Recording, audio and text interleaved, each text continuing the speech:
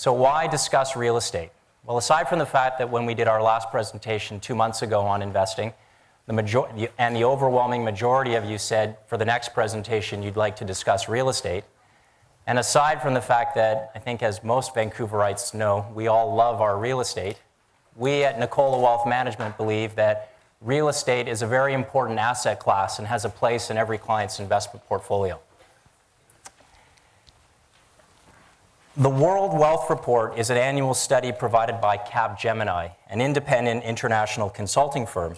And each year, the World Wealth Report does a survey of high net worth investors and ultra high net worth investors, and they look at how those investors have their portfolios allocated. And this year, the report was very similar to as it was the last few years. And that is that it shows that investors with at least $1 million of investable capital or more have at least 18% of their portfolios exposed to real estate. Now, I know that a number of our clients who've invested with us for the past decade, that statement will come as no surprise. This slide that we've been sharing with our clients for the past 10 years illustrates the traditional portfolio manager approach, which is 60% of the portfolio, 60 to 70% of the portfolio exposed to Canadian and international equities, 30 to 40% of the portfolio exposed to fixed income, versus our view on diversification, which shows a much lower exposure to equities and, of course, a very healthy exposure to commercial-grade, high-quality real estate. In covering tonight's topics, we will aim to answer the following questions. What is the status of real estate in Vancouver, Canada, the US, and across the globe? How does real estate work as an asset class, and how has real estate performed over the past years? How are the US economics affecting investment real estate, and where are the good investments? And lastly, what does it take to invest in real estate, and how can an individual investor get access to investment real estate? Our speakers this evening.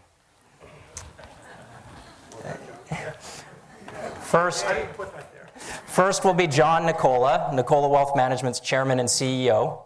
With over 30 years of experience in the financial services industry, John is the founder of Nicola Wealth Management, and his leadership and his strategic direction continue to help guide our firm's growing success.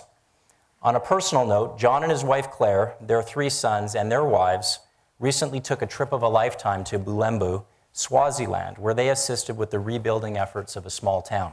And for a number of our clients who perhaps have not heard, John was recognized as a finalist in this year's Ernst & Young Pacific Region Entrepreneur of the Year Award for his business and philanthropic achievements.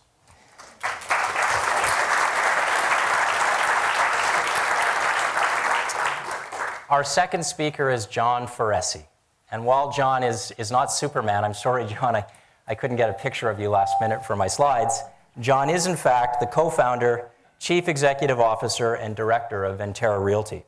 In addition to the experience in the real estate industry, John has held the chief executive position in several technology companies and has also held senior management positions in investment banking, where he was responsible for valuations, mergers, and acquisitions.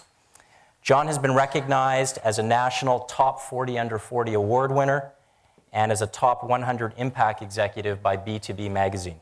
He holds an MBA from Harvard Business School and a Bachelor of Business Administration degree from Wilfrid Laurier University. Our last speaker this evening will be Wayman Crosby. Wayman's the CEO of Nicola Crosby Real Estate Investments and a graduate from UBC Urban Land Economics. Wayman has an extensive real estate career spanning over 30 years. He has seen markets change many times over and has adapted his career to benefit from the changing markets and economies. Wayman has also accumulated a broad range of experience in both profit and nonprofit sectors as a principal and strategic consultant. Speaking of Bulembu, the small town in Swaziland, Wayman recently participated with a team of riders riding their bikes from Vancouver to Kelowna, and in the process raising $30,000 for Bulembu. Of note here is that at his wise age, Wayman completed this ride with 20 to 30-year-olds, lost 2 gears and rode the mountains in high gear, and did this entire ride while nursing a sprained ankle that he sustained 1 week before.